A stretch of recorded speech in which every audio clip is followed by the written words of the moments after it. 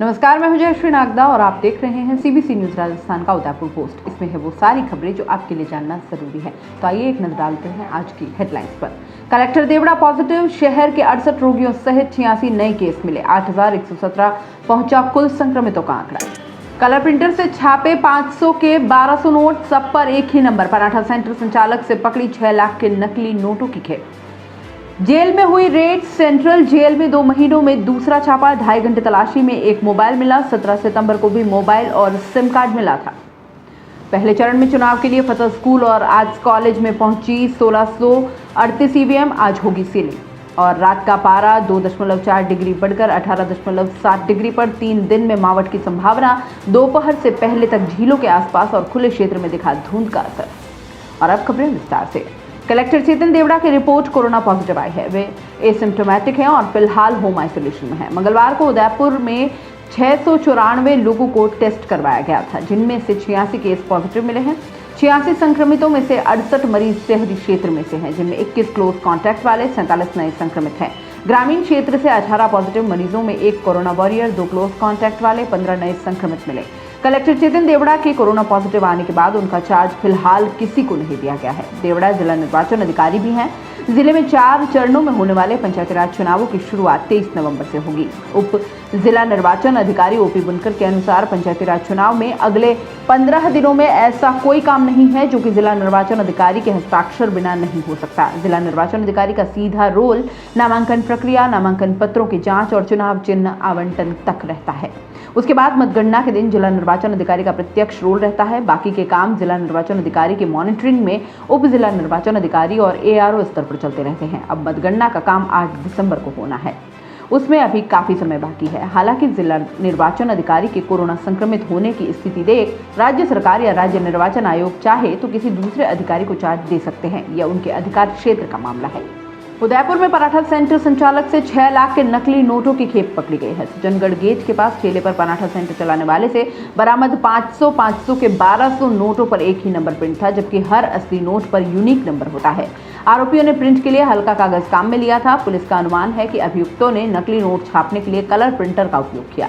Police जांच में सामने आया कि अभियुक्त 500 रुपए के नकली नोट को असली के साथ मिलाकर एक एक कर निकालते थे। नकली नोट निकालने के लिए इन दिनों पर्यटक सॉफ्ट टारगेट थे, क्योंकि टूरिस्ट सीजन के चलते इन दिनों सज्जनगढ़ में पर्यटकों का ज्यादा मूवमेंट है। पूछताछ में बताया गया कि ठेला संचालक सद्दाम खान को कार खरीदनी थी, इसलिए सोनू ने वसीम के जरिए नकली नोट की बड़ी खेप ली थी। इस खेप में 3 लाख रुपए कार के लिए और 3 लाख रुपए 23-27 नवंबर और 1-5 दिसंबर को होने वाले चुनाव के पहले सप्लाई करने थे। अभी पूछताछ की जा रही है कि चुनाव में कहां और किसे नोट सप्लाई करने थे। अभियुक्त वसीम की गिरफ्तारी के बाद ही स्थिति साफ होगी। कार्यवाही में स्पेशल टीम के प्रभारी Yogesh Chauhan, head constable Yogesh, constable Prahlad और मनमोहन सिंह शामिल थे। पुलिस ने 2 अभियुक्तों को गिरफ्तार तो किया है, लेकिन अभी कई सवाल अनसुलझे हैं। यह तक पता नहीं चल पाया है कि नकली नोट की सप्लाई करने वाले और इन्हें बाजार में चला रहे सद्दाम और आमीन के बीच क्या डील हुई थी। ये दोनों सप्लायर से नकली नोट कितने मिलाए और अब तक कितने पर्यटकों को जाली नोट थमा चुके थे। सद्दाम और आमीन के अलावा वसीम का नाम भी सामने आया है, लेकिन गिरोह में और भी लोगों के होने की आशंका से भी इनकार नहीं किया जा सकता। यह भी पता लगना बाकी है कि सप्लायर ने और किन किन लोगों को जाली नोट बाजार में चलाने को दिए। सेंट्रल जेल में 2 महीने में मंगलवार को दूसरी बार पुलिस ने छापा मारा। 2.5 घंटे जांच चली। इस बार अंडर ट्रायल कैदी से मोबाइल बरामद हुआ है। हालांकि इसमें सिम कार्ड नहीं था। एएसपी गोपाल स्वरूप मेवाड़ा के नेतृत्व में 150 पुलिसकर्मियों ने सेंट्रल जेल में रेड डाली। अंडर ट्रायल कैदी पलासिया चिशवी निवासी महेंद्र सिंह पुत्र अखय सिंह राजपूत से मोबाइल बरामद कर सूरजपुर पुलिस ने मुकदमा दर्ज किया है। एसएसपी कैलाश चंद्र बिश्नोई ने बताया कि जेल में मोबाइल ऑपरेट किए जाने की शिकायतें मिलने पर टीमें बनाई गई थी। दोपहर 3:30 बजे टीमें जेल पहुंची, जो शाम 6 बजे बाहर आई। जेल के अंदर पहुंचने के बाद बंदी बैरकों की तलाशी ली गई। हिरणमंगली थानाधिकारी हनुमंत सिंह ने बंदी बैरक नंबर 4 की तलाशी ली तो महेंद्र सिंह के पास कीपैड वाला मोबाइल मिला। इसमें सिम कार्ड नहीं था। महेंद्र सिंह के खिलाफ कारागार अधिनियम 1894 की धारा 42 में मुकदमा दर्ज किया गया है। बड़ा सवाल यहाँ ये भी उठ रहा है कि साल में एक बार के उलट यहाँ 2 महीने में दूसरी बार कार्रवाई हुई है। जेल में कोई बड़ा खेल तो नहीं है। साल में एक बार मुख्यालय के आदेश पर जेल में पुलिस और प्रशासन की जांच कार्रवाई होती है। इसी के तहत गत 17 सितंबर को कलेक्टर के आदेश के बाद पुलिस ने सेंट्रल जेल में रेड डाली थी। 150 से ज्यादा पुलिसकर्मियों अधिकारियों ने करीब 2 घंटे तक तलाशी ली। तब मोबाइल और सिम कार्ड बरामद कर अभियुक्त रमेश के खिलाफ मामला दर्ज किया गया था। तीसरे ही महीने में दूसरी बार जांच को लेकर सवाल उठ रहे हैं कि कहीं जेल से कैदी किसी बड़े अपराध की साजिश तो नहीं रच रहे या जेल से ही कोई रैकेट तो नहीं चला रहे। बता दें कि इस साल इन 2 कार्यवाहियों से पहले पिछले साल अगस्त में सेंट्रल जेल की तलाशी के दौरान 14 मोबाइल मिले थे। और यहाँ रुकेंगे एक छोटे से ब्रेक के लिए। ब्रेक के बाद जल्द हाजिर होंगे।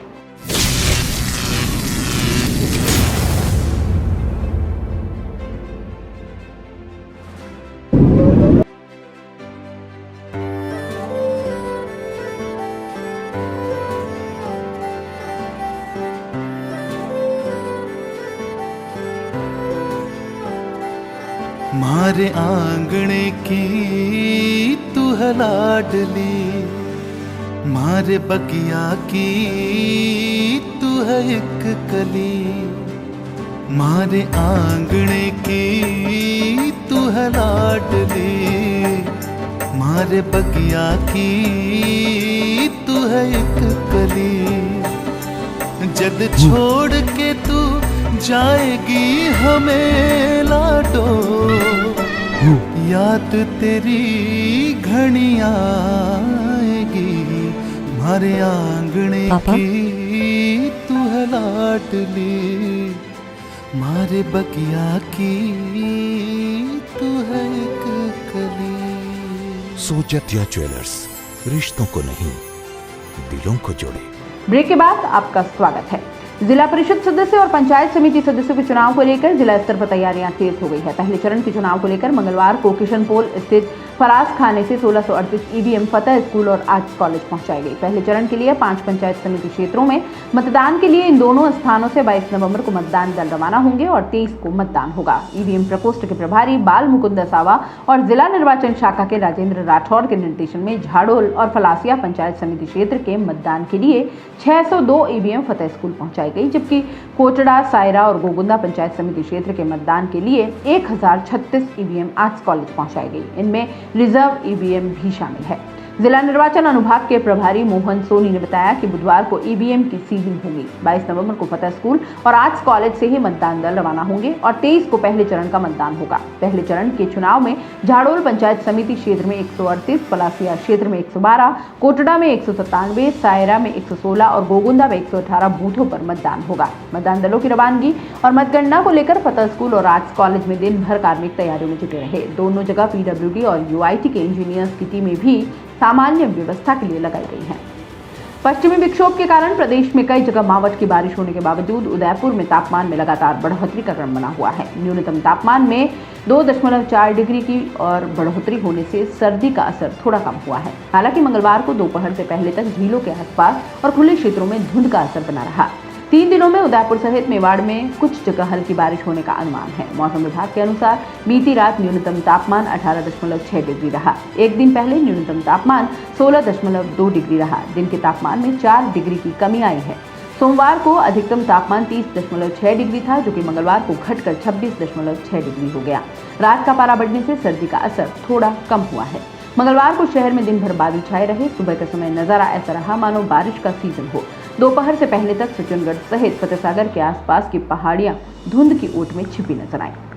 उदयपुर पोस्ट में फिलहाल इतना ही। दीजिए इजाजत, नमस्कार। सीबीसी न्यूज राजस्थान की यह खबर आपको कैसी लगी, नीचे कमेंट करके जरूर बताएं। अगर आप YouTube पर देख रहे हैं तो सीबीसी न्यूज का चैनल सब्सक्राइब करिए, पास में दिख रहे बेल आइकन को भी दबाइए, ताकि जब भी हम आपके लिए कोई खबर, कोई जानकारी लेकर आए तो सबसे पहले आपके पास नोटिफिकेशन पहुंचे। अगर आप Facebook पर देख रहे हैं तो सीबीसी न्यूज का पेज लाइक करिए। अगर आप Instagram पर देख रहे हैं तो आप हमें फॉलो कर सकते हैं।